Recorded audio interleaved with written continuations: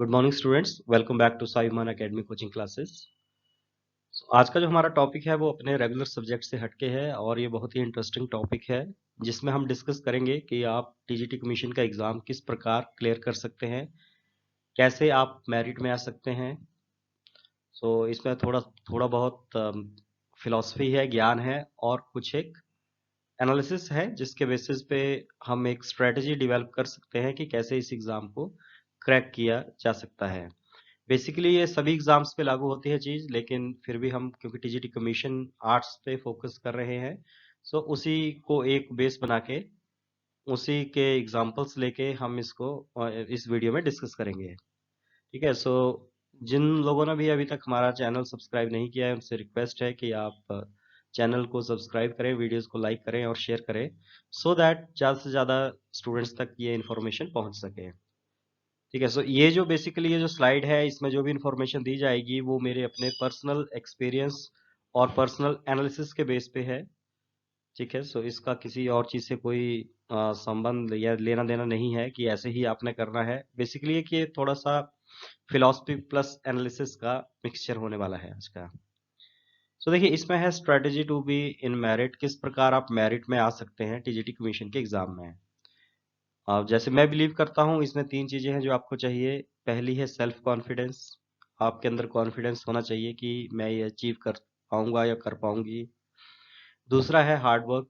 उसे अचीव करने के लिए आपको बहुत सारी मेहनत करनी पड़ेगी, बहुत सारा हार्ड वर्क करना पड़ेगा। और उसके बाद है स्मार्ट वर्क।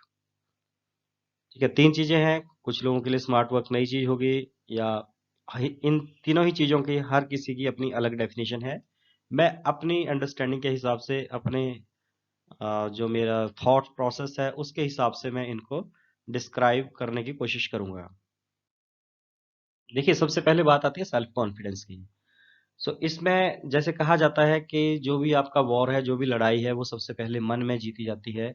यानी आपको विश्वास है कि आप ये काम कर लेंगे, तभी आप वो काम कर पाएंगे। अगर आपको विश्वास नहीं है तो आप वो अचीव नहीं कर पाएंगे, ऐसा मेरा मानना है और बहुत सारे लोगों का यही मानना है। सबसे पहले आपको अपने ऊपर विश्वास रखना है कि मैं ये कर पाऊंगा या कर पाऊंगी।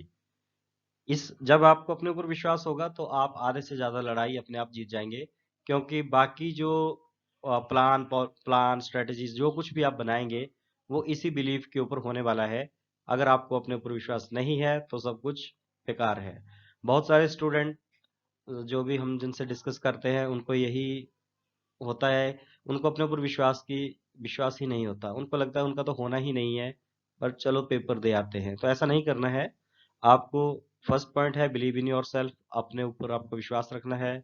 दूसरा, आपको मानना है कि यू कैन डू इट, या आप ये कर सकते हैं। और तीसरा, आपने ये मान के चलना है कि जितनी भी पोस्ट निकली हैं उसमें से एक पोस्ट जो है वो सिर्फ आपके लिए है। अगर ये तीनों चीजें आप कर पाएंगे then you will have lot of self confidence, और जो सबसे पहली रिक्वायरमेंट है। दूसरी चीज आती है हार्ड वर्क, मेहनत। There is no substitute of hard work. Hard work का कोई भी सब्स्टिट्यूट नहीं है। हार्ड वर्क आपको करना ही पड़ेगा। कुछ नहीं है इसका कि कम पढ़ लेंगे, ज्यादा पढ़ लेंगे, ऐसा कुछ नहीं है। बहुत ज्यादा पढ़ना पड़ेगा। हार्ड वर्क इज की टू सक्सेस, वो करना ही पड़ेगा आपको। देन देखिए, जो passing an exam is like a war, you can not let any stone unturned. जो भी एक एग्जाम को पास करना जो है वो एक वॉर की तरह है। इसमें ये वॉर आपके अपने अगेंस्ट ही है, जिसमें हमें जो हमारी डिस्ट्रैक्शंस हैं, जो पढ़ाई से, हार्ड वर्क से हमें दूर ले जाने की कोशिश करते हैं, हमें उनको ओवरकम करना है। तो इसमें हम कोई भी पत्थर जो है वो उसको बिना पलटे यानी नहीं छोड़ सकते। यानी हमें हर एफर्ट लगाना है अपना हार्ड वर्क में, अगर हमें सक्सीड करना है, सक्सेस गेन करना है। देन देखिए, go through every topic in every subject thoroughly. जितने भी आपके सब्जेक्ट हैं उनमें जितने भी टॉपिक हैं उनको आपने थॉरोली रीड करना है। देन मेक शॉर्ट नोट्स और वन लाइनर्स। उसके बाद आपने वन लाइनर्स बनाने हैं या शॉर्ट नोट्स बनाने हैं हर एक टॉपिक के। ऐसा नहीं है कि किताब से रीड करते या होगी तैयारी, नहीं, आपको वो राइट डाउन भी करने हैं। Then revise your notes regularly. और जो भी आप नोट्स बनाओ उनको रेगुलरली रीड आउट करना है, रिवाइज करना है। ऐसा नहीं है कि आपने नोट्स लिख के इकट्ठे करके अपने पास रख लिए तो पास हो जाएगा एग्जाम। वो पढ़ने भी पड़ेंगे आपको, और बार बार पढ़ने पड़ेंगे, एक बार नहीं बार बार पढ़ने पड़ेंगे, ताकि इन साइकोलॉजी की टर्म में वो आपके हमारे मस्तिष्क में एक अच्छा स्ट्रॉन्ग स्कीमा बन सके। देन बात करते हैं स्मार्ट वर्क की। देखिए स्मार्ट वर्क क्या है, इसके डिफरेंट लोगों के लिए डिफरेंट इसकी डेफिनेशंस हो सकती हैं। इन नटशेल अगर हम बोले स्मार्ट वर्क क्या है, कि how to gain maximum output of your hard work. जो भी आपने हार्ड वर्क किया है अभी तक, उसका हम मैक्सिमम आउटपुट कैसे अचीव करें, वो हमारा स्मार्ट वर्क है। इसमें आप कुछ चीजें कर सकते हैं, जैसे go through every topic in every subject thoroughly, जो हार्ड वर्क में पढ़ा। स्मार्ट वर्क है go through every topic in every subject whether you understand the topic और नॉट। और कुछ अजीब सी बात लगेगी आपको कि जब टॉपिक समझ ही नहीं आया तो उसमें गो थ्रू क्या करेंगे हम। सो बेसिकली क्या होता है, देखिए सिंपल सी चीज है, जो हमारे पास जो भी आप रीड आउट करेंगे, चाहे वो आपको समझ आए चाहे नहीं आए, उसका एक स्कीमा आपके दिमाग में बन जाएगा। जो चीज समझ में नहीं आएगी उसका स्कीमा फेंट होगा और धुंधली सी आकृति होगी उसकी। जो समझ आ जाएगा उसका क्लियर स्कीमा होगा।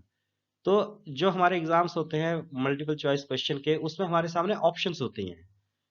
यदि हमने उस सब्जेक्ट उस टॉपिक को जो हमें बिल्कुल समझ में नहीं आया है, लेकिन फिर भी हम उसको गो थ्रू किया है हमने, तो बहुत सारे चांस हैं कि ऑप्शन देख के हमें वो याद आ जाए कि इसका आंसर ये था। सो इसलिए जो भी टॉपिक है उसको गो थ्रू करो, अंडरस्टैंड हो ना हो वो अलग चीज है।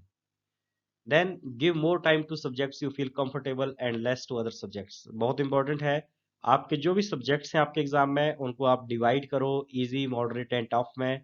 जो आपको कंफर्टेबल लगते हैं, इजी लगते हैं, उनको ज्यादा से ज्यादा टाइम दो, और जो आपको टफ लगते हैं उनको कम टाइम दो। बहुत सारे लोग इसका उल्टा करते हैं, बहुत सारा टाइम जो है वो टफ सब्जेक्ट्स में देखते हैं, और बहुत कम टाइम देते हैं उन सब्जेक्ट्स को जो आपको इजी लगता है। मैं सजेस्ट करूंगा इसका उल्टा कीजिए। जो आपको सब्जेक्ट बहुत अच्छे से आता है, उसमें जिसको आपको बहुत कंफर्टेबल है, उसको ज्यादा से ज्यादा टाइम दीजिए, ताकि उसकी जो प्रिपरेशन है वो आपकी बहुत अच्छी हो। और जो सब्जेक्ट आपको कम इंटरेस्टिंग लगता है, कम समझ ही नहीं आता, या उसको अंडरस्टैंडिंग में आपको काफी दिक्कत आती है, उसको कम टाइम दीजिए। टाइम बच जाएगा आपका इजी सब्जेक्ट्स के बाद, तब आप उसमें और इन्वेस्ट कर सकते हैं। एंड अनदर, इसमें एक बहुत इंपॉर्टेंट चीज है, जो नेक्स्ट पॉइंट है, cover all the topics of the subjects you feel comfortable, don't skip any topic from that subject.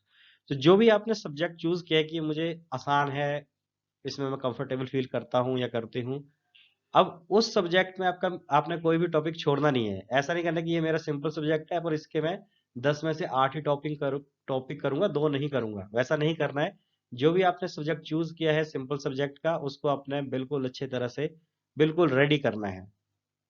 Now it's time कि जो आपने जो प्रिपरेशन की है हार्ड वर्क स्मार्ट वर्क में, जो भी आपने तैयारी की है, उसे एक्चुअली एग्जाम डे में कैसे आप उसका यूज कर सकते हैं, वहां आपको क्या दिक्कत आने वाली है, और कैसे आप उस चीज को ओवरकम कर सकते हैं।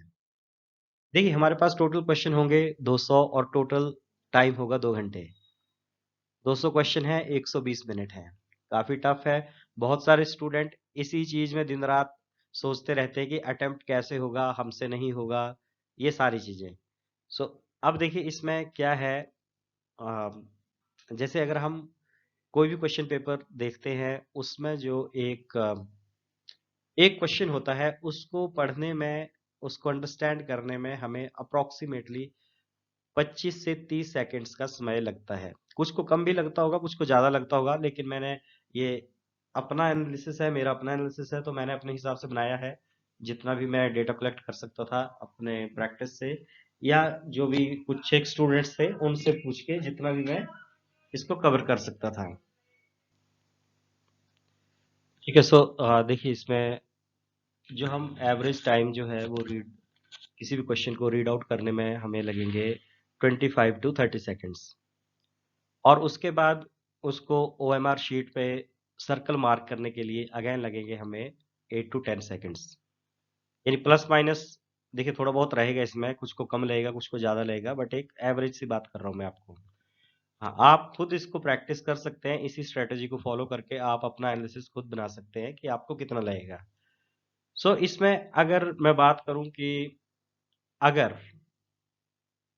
सभी क्वेश्चंस जो हैं 200 क्वेश्चन किसी व्यक्ति को आते हैं और एक क्वेश्चन को सॉल्व करने में यानी अटेम्प्ट करने में, रीड आउट करने में और उसके बाद उसको इन सर्कल करने में 40 सेकंड्स अगर लेके चले, 40 सेकंड्स अगर उसको लगते हैं, तो टोटल टाइम जो है उस टेस्ट को कंप्लीट करने में हमें लगेगा 133 मिनट, यानी कि 2 घंटे 22 मिनट, या फिर 2.2 आवर्स आप बोल सकते हैं। 2 घंटे 22 मिनट तो नहीं लेंगे, 2 आवर्स से ज़्यादा टाइम लगेगा अगर 40 सेकंड में हम एक क्वेश्चन को अटेम्प्ट करते हैं और सारे क्वेश्चन हमें आते हों। और अगर हम इसी टाइम को मैनेज करें 30 सेकंड में, कि एक क्वेश्चन हमें 30 सेकंड में अटेम्प्ट करना है, तो हमारा 1.6 आवर्स में यानी समय से पहले ये कवर हो जाएगा। लेकिन क्वेश्चन है, क्या हमें सभी क्वेश्चन आते हैं? सो मोस्ट प्रोबेबली नो, क्योंकि सारे 200 क्वेश्चन तो हमें नहीं आएंगे। सो इन दैट केस हम उस एग्जाम को कैसे क्लियर कर सकते हैं? अब यही अब हम ट्राई करेंगे, इसको थोड़ा सा और इसके डिस्कशन करेंगे अनदर एनालिसिस के साथ। अब देखिए आपके सामने क्वेश्चन आया, सर्वोच्च न्यायालय अपने द्वारा सुनाए गए किसी निर्णय या आदेश का पुनर्वलोकन कर सकता है। यह व्यवस्था संविधान के किस अनुच्छेद में संबंधित है? क्वेश्चन पढ़ा आपने, और मोस्ट प्रोबेबली सभी जो हैं वो एक से अधिक बार क्वेश्चन पढ़ते हैं ताकि कोई गलती ना हो। देन अगेन अगर आप इस क्वेश्चन को पढ़ते हैं, सर्वोच्च न्यायालय अपने द्वारा सुनाए गए किसी निर्णय या आदेश का पुनर्वलोकन कर सकता है, यह व्यवस्था संविधान के किस अनुच्छेद में है? अब इसका आंसर है अनुच्छेद 137। तो आप इस क्वेश्चन को देख के अपना एक प्रैक्टिस कर सकते हैं कि आपको कितने सेकंड्स लगे इसे पढ़ने में, दूसरी बार पढ़ने में, कंफर्म करने कि मैं यही जो उसने पूछा है वही मुझे अंडरस्टैंडिंग हो रही है या नहीं, और उसके बाद एनसर्कल करने में। देखिए अब अगर हाइपोथेटिकली हम बात करें कि 200 क्वेश्चन है, उसमें 75 सिंपल क्वेश्चन है, 75 मॉडरेट है, 50 टफ है। अगर इस चीज को इसी प्रकार से देखें, तब हमें, अगर आप कैलकुलेट करेंगे इसको, तो हमें, अगर चाहे आप सिंपल क्वेश्चन को 40 सेकंड्स में करो या फिर आपको 30 सेकंड्स में आप उसको कवर करो, दोनों ही केस में जो है आपको 2 घंटे से ज्यादा का समय जो है वो लगेगा 200 क्वेश्चन अटेम्प्ट करने में, अगर आपको सारे क्वेश्चन आते हैं। देखिए अब सारे क्वेश्चन हमें आते नहीं है, ये भी हमें पता है। तो अब हम अगर टीजीटी आर्ट्स कमीशन के पर्सपेक्टिव से बात करें, तो कैसे आप मेरिट में आ सकते हैं, उसका एक सिंपल सा है। जैसे मैंने, अगर जो मेरे स्टूडेंट्स हैं या अगर कोई मेरे से सजेशन मांगेगा, तो मैं किस प्रकार से उनको बताऊंगा या बताता हूं कि आप कैसे इसको अचीव कर सकते हैं। ये जो मैंने टेबल बनाया है जिसमें जो सब्जेक्ट मुझे इजी लगते हैं वो मैंने अपने हिसाब से रखे हैं। आप अपने हिसाब से इन सब्जेक्ट्स को जो है ऊपर नीचे कर सकते हैं कि कौन सा आपको इजी लगता है, कौन सा आपको टफ लगता है, है ना, कौन सा आपको मॉडरेट लगता है। तो आप अपने हिसाब से इस चीज को कर सकते हैं। बेसिक इसमें जो फ्रेमवर्क है वो लगभग यही रहने वाला है। अब देखिए, जो हमारा एक सबसे बड़ा इस एग्जाम में जो हम सबसे ज्यादा जो हमारे लिए डिफिकल्ट होने वाली चीज है, वो है एग्जाम का प्रेशर कि 200 क्वेश्चन 120 मिनट में कैसे अटेम्प्ट करें। ठीक है, सो अब इस हिसाब से अगर मैं देखूं, अगर मुझे ये एग्जाम देना होगा, सो मैं इसमें अपने लिए टारगेट रखूंगा कि मुझे 130 क्वेश्चन अटेम्प्ट करने हैं, 200 क्वेश्चन अटेम्प्ट ही नहीं करना है। मुझे अटेम्प्ट ही 130 करने हैं और वो श्योर करने हैं। उसके बाद जो है वो मैं आगे प्लस माइनस जो है वो खींच लूंगा जितने भी मेरे से होते हैं। तो देखिए इसमें मैंने जो अपना एनालिसिस किया है उसमें इजी क्वेश्चन को 35 सेकंड्स, मॉडरेट क्वेश्चन को 60 सेकंड्स और टफ क्वेश्चन को मैंने 90 सेकंड्स दिए हैं। अब मैंने अपने सब्जेक्ट्स के हिसाब से, अगर मैं मान के चलूं कि जैसे geography, polity, Hindi, English, history, GK, current affairs, psychology, economics, commerce, logic, reasoning, इनके मैंने क्वेश्चंस बनाए हैं। जैसे 25-25 क्वेश्चन मान लो एग्जाम्स में आते हैं आपके पास। ये सब्जेक्ट्स आपके आगे पीछे हो सकते हैं, आपकी अपनी चॉइस है कि आपको कौन सा इजी लगता है, कौन सा टफ लगता है। अगर मुझे पेपर अटेम्प्ट करना है तो उस हिसाब से मैं बात करूंगा। मुझे जियोग्राफी, पॉलिटी और हिंदी, ये तीन जो है ये मुझे इजी क्वेश्चन लगेंगे यानी 75 क्वेश्चन मैं लेके चलूं, जियोग्राफी, पॉलिटी और हिंदी के 25 क्वेश्चन अगर मैं इन 3 सब्जेक्ट्स के 25-25 क्वेश्चन एक्सपेक्ट करूं एग्जाम में, 75 क्वेश्चन है, मुझे 20 क्वेश्चन इसमें से कम हर एक पेपर में, हर एक जो सब्जेक्ट है उसमें 20 क्वेश्चन अचीव करने हैं। ठीक है, क्योंकि हमने पहले डिस्कस किया है, जो आपको इजी सब्जेक्ट आपने अपने लिए माना है उसको आपने थॉरोली स्टडी करना है और बहुत अधिक मेहनत से करना है, ताकि आप उसमें से कोई भी क्वेश्चन जो है मिस ना करें। ये मिनिमम बात कर रहा हूं मैं, इसमें आप मैक्सिमम 25 में से 25 भी हो सकते हैं, बट एक मिनिमम लेके चलता हूं कि अगर मुझे 20 क्वेश्चन जो है इसमें इसके आते हैं, तो मैंने 20 क्वेश्चन वो कर लिए, और 35 सेकंड में क्वेश्चन किया तो 12 मिनट के आसपास मुझे समय लगता है जियोग्राफी यानी कि एक सब्जेक्ट के 25 क्वेश्चन करने का। ठीक है, सो मैंने जियोग्राफी, पॉलिटी और हिंदी को अपने लिए जो है इजी सब्जेक्ट माना है। सो मेरे इस हिसाब से मेरे 36 मिनट में, यानी कि एक आधा घंटा प्लस 6 मिनट में मेरे 75 क्वेश्चंस जो है वो कंप्लीट हो जाएंगे, जो इजी हैं, इजी सब्जेक्ट्स हैं। Then English, GK, psychology, current affairs, ये सब मैंने एक में किए हैं, GK, current affairs, general science, psychology. So मान लो 25 क्वेश्चन इसमें से आते हैं। अगेन इसमें मुझे 15 क्वेश्चन अटेम्प्ट करने हैं 15 मिनट में, यानी एक मिनट में एक क्वेश्चन, सिर्फ 15 ही करूंगा मैं। मैं ये मान के चल रहा हूँ कि बाकी टफ होंगे, तो उसमें जब आप रीड आउट करेंगे, जो आपको इजी क्वेश्चन लगेगा कि ये आपने सुना है, ये आपको आता है, उसको इन सर्कल करो, एक बार रीड आउट करो, जो क्वेश्चन आपको नहीं आता उसको आप छोड़ के आगे निकल सकते हैं। इंग्लिश में भी यही करना है, GK, current affair, GS, psychology में भी यही करना है, हिस्ट्री में भी यही चीज करनी है, क्योंकि देखिए हिस्ट्री बहुत वास्ट है।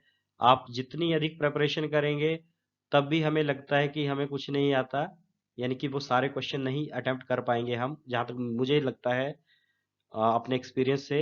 लेकिन उसमें ऐसा भी नहीं है कि बिल्कुल ही कम मार्क्स आएंगे। आप हिस्ट्री में 25 में से 15 क्वेश्चन जो है वो इजीली अटेम्प्ट कर पाएंगे, अगर आपने थॉरोली स्टडी किया तो। मिनिमम, मैक्सिमम ज्यादा हो सकते हैं जितने भी।